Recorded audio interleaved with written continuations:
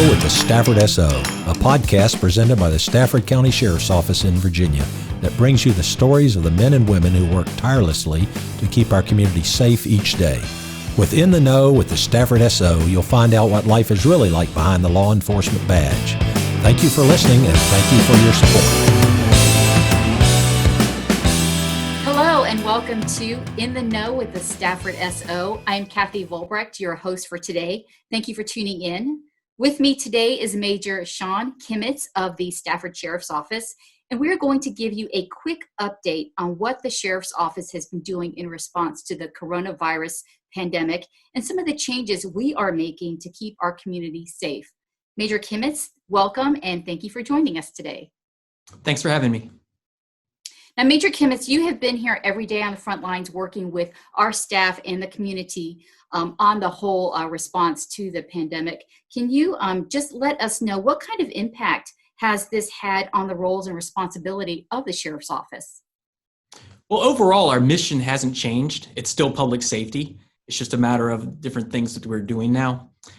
Each day we have a meeting in the Emergency Operations Center where we get with Virginia Department of Health, with the fire department, with the schools, with the hospital, and we discuss any issues that have come up overnight.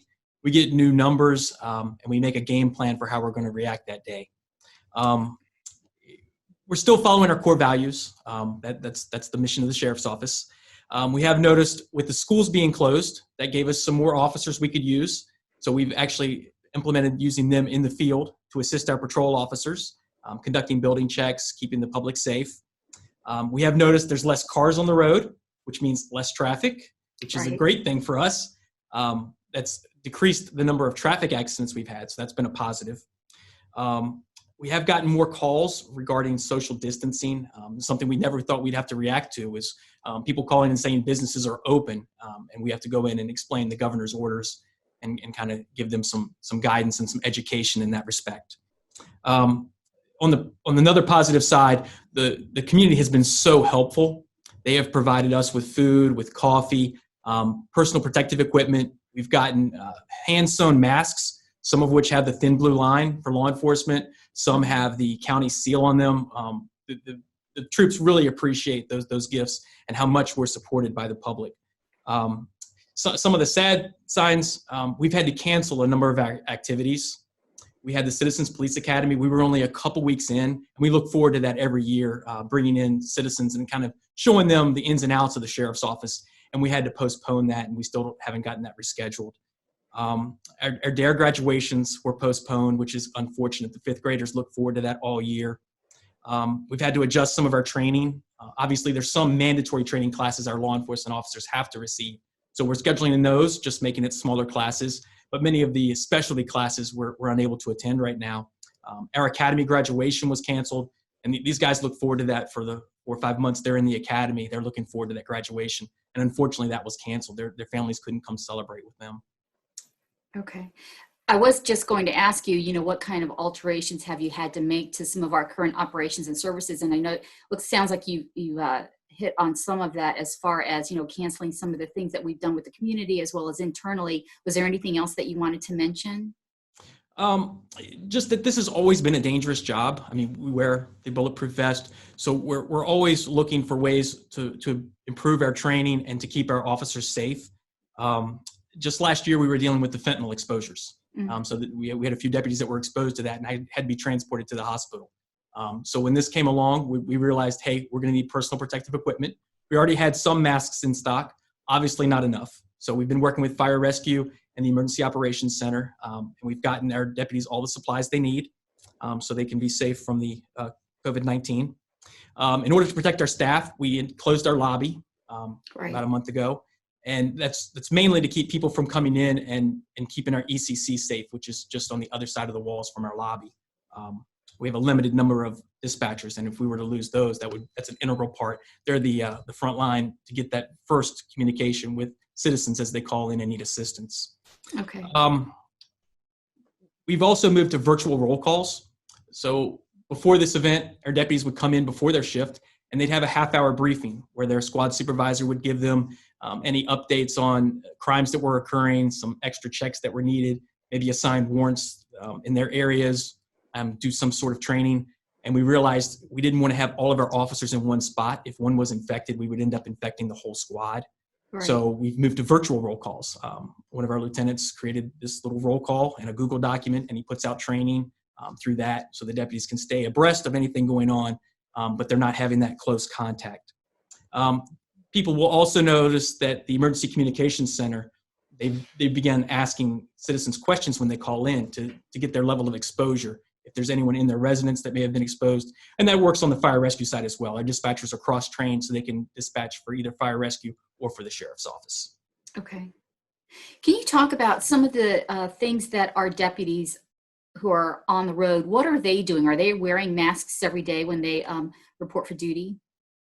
Whenever they're interacting with the public, they are wearing their masks. They're trying to follow the 6-foot rule.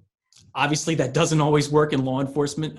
Many times we have to make an arrest, and that will involve getting within that 6-foot span. But by wearing their mask, they're limiting their exposure, and hopefully can avoid contracting COVID-19 if the person they're arresting is actually positive for it.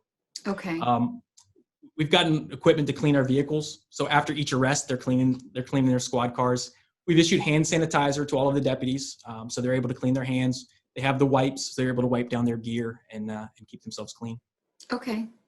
Now, what about when our deputies are finished at the end of their shift and they're ready to go home? How are they making sure that they're not taking anything they may have picked up while they're on the road home to their families? How are they keeping themselves safe and their families? A good question. That's something we've always worried about in this profession, is picking up something on the street from someone that we've arrested and then actually bringing that home and infecting our own families. The officers have the opportunity to change here. We have a locker room. They can take their gear off here. Some will choose to go home and then they'll change in their garage or immediately upon entering their house and then taking a shower, getting their clothes laundered immediately. Having the hand sanitizer in their vehicles, they can constantly be doing that. And then with the wipes, they can wipe down their gear as soon as they get home. Okay. Another thing we've looked at is if a deputy has an exposure, they're able to use either the fire department has a specific fire station where they can quarantine. If they feel like, I don't want to go home and possibly infect my family, I think I've been in contact with someone, that's an option. As well as some local hotels have donated a room. If the deputies have been quarantined, they can stay at one of the hotels for free. Okay. There's been a lot of discussion about, when things return to normal, but there's also been a lot of discussion about what is our new normal going to look like. So for the sheriff's office, you've talked about some of the personal protection equipment that our deputies have received. Do you think that this is all going to become just sort of routine for our staff when they go out on the road? Are these changes going to be permanent down the road, do you think? I certainly hope not. I'm anxiously looking forward to the day we can take the masks off and we can return to doing handshakes. It's been tough because we're so active in our community. Right. We like interacting. The deputies like going through and checking their businesses, checking their schools, and this has really put a burden on them not being able to interact with the public the way we're normally able to. And and wearing a mask, and I know how important it is for safety reasons, but having your face covered up like that makes it difficult for people to really see what you're saying, to see how you're feeling. And I think it does just take away from the community engagement just a little bit. But again, I know it's for safety reasons that we do that. So it will be interesting to see what happens moving forward. What can we tell our community, speaking of our community members, what can we tell as far as what they can expect from our deputies when they see them responding to a call? Well, it'll all start when they call the Emergency Communications Center. The dispatcher will be asking them questions related to COVID-19. Have they had any exposure? Is anyone in the house infected? Those sort of questions. They'll ask the person if they're able to meet us outside so that we're not going into a confined space. Okay. When the deputies arrive, they will be wearing personal protective equipment. So they may be wearing the mask. They may have gloves on. Eye protection, and the deputies are not going to try to come within 6 feet. They'll try to keep that 6-foot buffer, and people should be aware we're not shaking hands simply because it's just not permissible at this time. So don't be offended if we're not shaking your hand. Okay. We also encourage people, if they're able to, we try to handle their calls over the phone. we'll give them that option when they call in. We also have our website where people can file simple reports for simple larcenies and vandalisms and that sort of thing. So anything we can do without contact, we're all for. Okay. Obviously, there's many calls we have to respond. We have to go there in person to determine if there's been an assault, that sort of thing. Okay. You had mentioned earlier, with everybody staying at home and not being out and about as much, that traffic has certainly seen a decrease. What other changes have you noticed in some of the crime patterns because of the changes in recent months? So that's something that we're really looking hard at. It's going to need a lot more analysis as we look at month to month and month over year data. But just preliminarily, we're looking at domestics seeing an increase, and Okay. we figured that would be the problem as people are see themselves quarantined or sequestered in their homes for an extended period of time. Just the monotony of day after day of being with the same people is going to create some problems. So we are responding to several more domestics. Okay. Those are keeping us busy. Okay.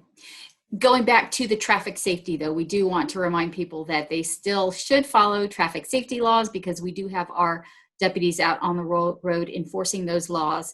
Just because the road might seem empty does not mean that this is, an invitation to speed. That's a great point. While inspections and registrations are on hold right now, since DMV is not open, people can't renew their license or their registration for their vehicles. Some of the inspections, people are a little leery of going to inspection stations to have their vehicles inspected. So we're holding off on those violations at the moment. Okay. But speeding, any moving violations, and if you're driving intoxicated, you're going to be arrested and you're going to be taken to jail. Speeding, we have seen several vehicles traveling in excess of 100 miles an hour on the interstate. And they're being cited for those offenses. Passing through red lights, any type of reckless driving, we are taking enforcement action on. Okay. All right. Major Kimmets, is there any other safety information you would like to pass on to our community? I guess one of the main things is don't believe all the information that you see on the internet. Make sure it's coming from a trusted source. Right. We use Virginia Department of Health and the Centers for Disease Control. Those are our two websites that we kind of track and get the information from them. In fact, that's one of the great things we have is the liaison with the VDH in our Emergency Operations Center. So anytime our deputies have a question as to whether something is real or not, whether actually we had a question come up whether or not you could shave. If you didn't shave before you came to work, would that assist you in avoiding COVID-19? And we're able to talk to our representative in the Emergency Operations Center and determine that was a false statement. Okay. Be aware of fraud. We are seeing a slight uptick in fraud as well. With the stimulus checks coming out, people are going to try to get that money from you. Yes. They're going to make up all sorts of reasons why you need to give them your account information or to check your balance or to find out where your stimulus check is. So avoid giving any personal information out over the internet or the phone. Make sure you make the phone call before you divulge any of that information. If you have any questions at all, you can always call our sheriff's office and we'll investigate it for you to find out if it's a true scam or not. We've seen a call where someone believed that there was a magic potion to prevent COVID-19. There is nothing in existence like that, so don't fall for that sort of a scam. If someone tells you they have the cure or they can test you by you mailing some money in, don't believe that. Go to your trusted doctor. Be wary of door-to-door contractors. They know that you've just got a stimulus check, so they'll be coming door to door saying maybe they're doing work in your area. If you haven't called for someone to do work, it's probably not a great idea. Make sure you do an investigation on the company and make sure they're reputable. We find many times these people will just come and collect a deposit and never return to do the work, whether it's clearing brush or trees from your property or even doing driveway paving, something like that. Okay. We would encourage the neighborhoods, even with this stay-at-home order in place, make sure you're staying connected to your neighborhood. Find ways to communicate with family members and friends, just so you're getting out and getting that socialization. We encourage people to meet their neighbors. We find that that's the best way to avoid crime in your neighborhoods. If you know who your neighbors are, you know what's going to be suspicious in your area. They can keep an eye on your house, you keep an eye on their house. And certainly anytime you see something suspicious, you give our office a call and let us take a look. Right. And that's one of the great things about social media is that it's allowing us to connect with our neighbors, with our families, even without physically seeing them. So yes, I agree with you that we should continue to encourage that connection so that we are staying abreast of what the latest information is. And speaking of social media, we have a great social media page with Facebook, Instagram, and Twitter, and all the latest updates as far as what's going on out there in the community, what the sheriff's office is doing, what scams to be aware of are all posted on there. And then the sheriff's office website at staffordsheriff.com also has information, as Major Kimmett said, that is very useful to our community members. Major Kimmett, is there anything else that you would like to share with our listeners before we wrap this up? I would remind them to drive safely in their neighborhoods. With schools being out, there's going to be a lot more children out playing in the streets. So please use caution in your neighborhoods. Make sure you're locking up your vehicles at night. We are still seeing people walking through and checking car doors. Typically, if your car door is locked, they're not breaking inside if they can't see any valuables readily available. So take any valuables inside and leave your vehicle locked. And I'd encourage people to focus on the positive. While gyms have closed, it's given me an opportunity to work out at home with my daughter. It's been great. I'm spending time with her, doing our workouts in our home gym in the basement. So I would encourage people to focus on the positive, not all the negative things. Look at this as quality family time and just kind of enjoy. And know that your sheriff's office is here. Public safety is our mission. If you need us, we're there to help. We offer grocery pickup as well as prescription pickup for any of our high risk or elderly residents. Okay, great. Well, as everybody is saying out there, we are in this together, so we will get through this together. So Major Kimmett, thank you so much for updating us. And that wraps up this episode of In the Know with the Stafford SO. Thank you for tuning in. Be safe and have a wonderful day.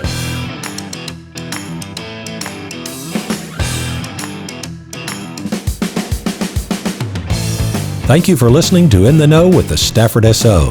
This podcast is produced by members of the Sheriff's Office and is one more way we connect with our community. You can also find us on Facebook, Instagram, Twitter, and YouTube. Visit our website at staffordsheriff.com for details about our social media channels as well as events where you can meet our staff. Thank you for your support.